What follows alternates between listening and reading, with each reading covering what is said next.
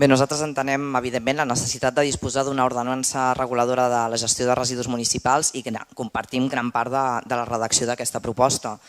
La base és del text de l'Associació Catalana de Municipis i s'han adaptat els títols, els tipus de recollida, necessitats de Cornellà, amb el detall, entre d'altres, de quins són els tipus de recollida de residus de la ciutat, tant domiciliària, comercial i a les indústries, així també com els diferents serveis que s'ofereixen per la recollida d'aquests residus.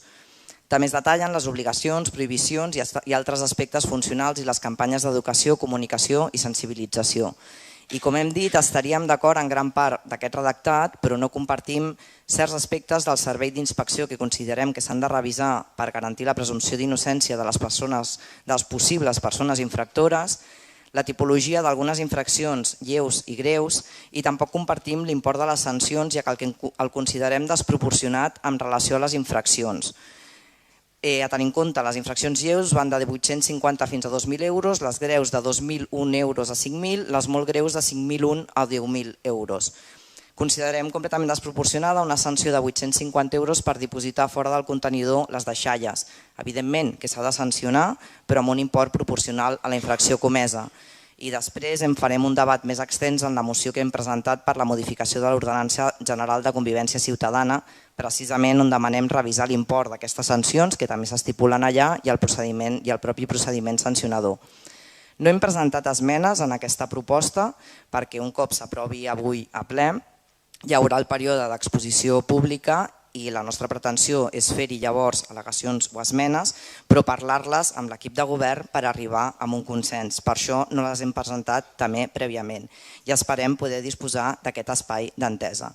I parlant d'exposició pública i d'informació a la ciutadania, se'ns va traslladar que abans de portar la proposta al ple també es va publicar el portal de transparència perquè la ciutadania hi pogués fer aportacions i entenem que és el procediment habitual i legal, però que si realment hi hagués voluntat perquè hi hagués participació ciutadana, igual que es fan díptics informatius d'altres temàtiques, com per exemple informar de la construcció dels ascensors d'Almeda, molt necessaris i molt important la informació, també es podria fer més difusió comunicativa de propostes com la d'aquesta nova ordenança que evidentment afecta a tota la ciutadania, comerços i empreses de la ciutat i per tant també haurien de poder dir la seva. Per anar acabant, el nostre vot serà en contra, però que quedi molt clar.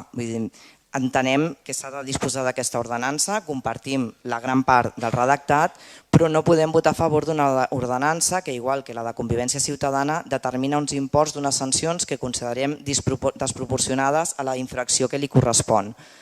Per molt que les persones sancionades puguin acollir-se a una reducció de la sanció si fan el pagament en un termini determinat o es puguin acollir a treballs per la comunitat en commutació de la sanció econòmica. Reiterem, volem treballar conjuntament amb l'equip de govern per establir quines haurien de ser les sancions més proporcionades en relació amb la infracció i fer una revisió de la determinació d'infraccions lleus i greus i en relació amb aquest treball fer llavors la presentació d'esmenes amb el període d'exposició pública. Gràcies.